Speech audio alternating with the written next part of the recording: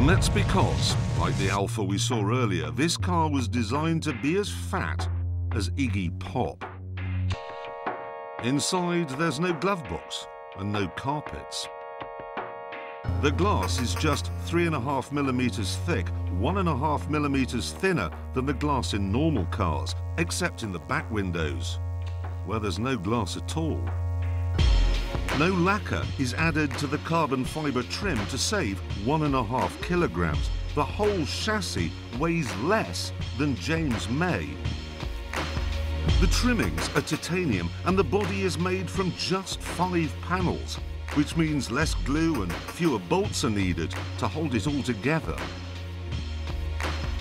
All of this means that despite the bank of batteries and the fact it has 2 engines, this car weighs less than a Vauxhall Astra. That, of course, makes it economical. And fast. Really fast. Mind-blowingly fast.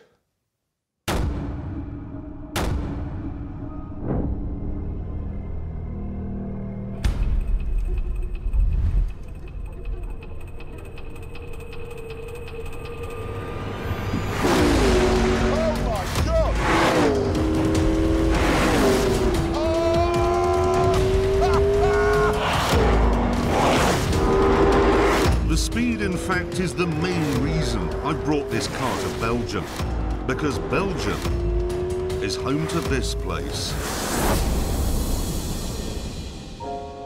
Spa, the longest, wildest racetrack on the F1 calendar.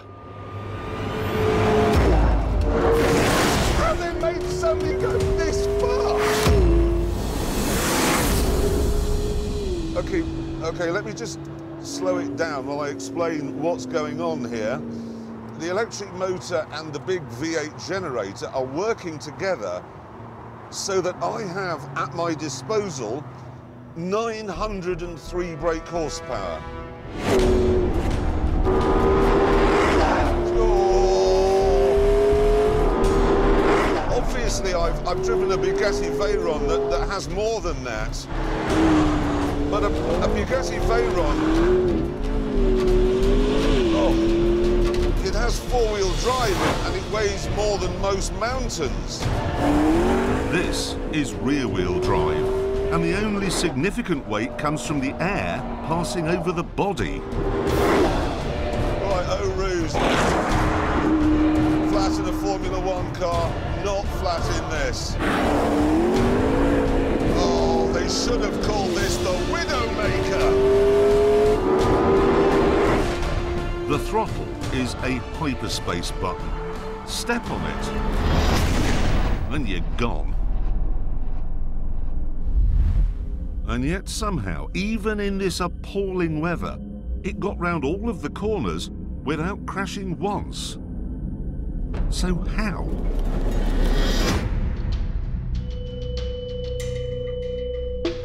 Well, that's partly because it's made of stuff from the future.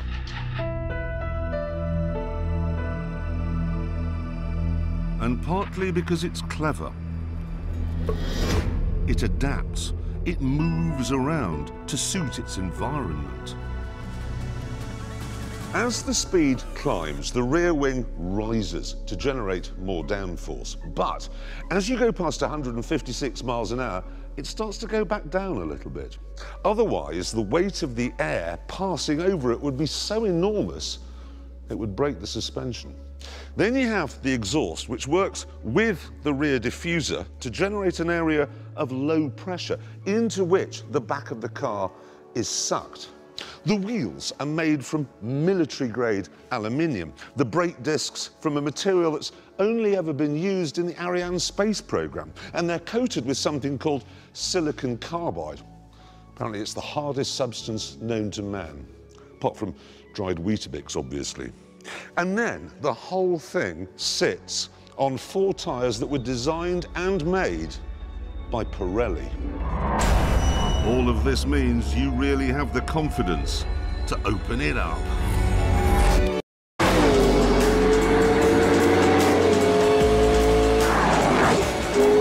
This thing goes from 0 to 160 160 miles an hour, faster than a Golf, goes from 0 to 60. 130, 140, 150, 160, 170, 180, 190. Bloody hell, fire! And as you hurtle round in a puddle of your own feces, gurning like an infant, the car is working on ways of going even faster.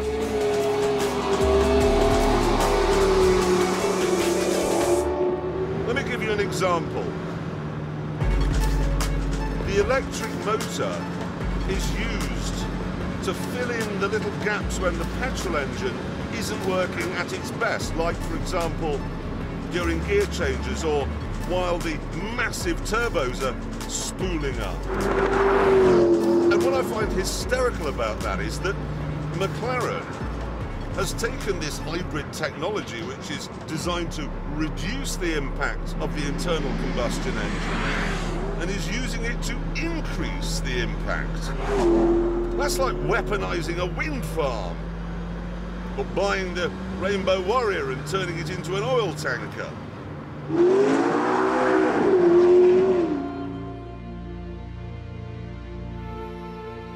For years, cars have all been basically the same, but this really isn't. It's a game changer, a genuinely new chapter in the history of motoring. In a town, it's as eco-friendly as a health food shop.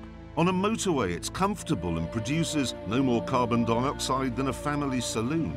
And on a track, it can rip a hole through time. And it's all been achieved using something that's been around for centuries. Brilliant British engineering. You could argue that it doesn't have the passion or the flair of a Ferrari, and I'd probably agree with you. But look at it this way. It was passion and flair that built the Leaning Tower of Pisa. And it was British engineering that built the plumb dead straight Westminster Abbey.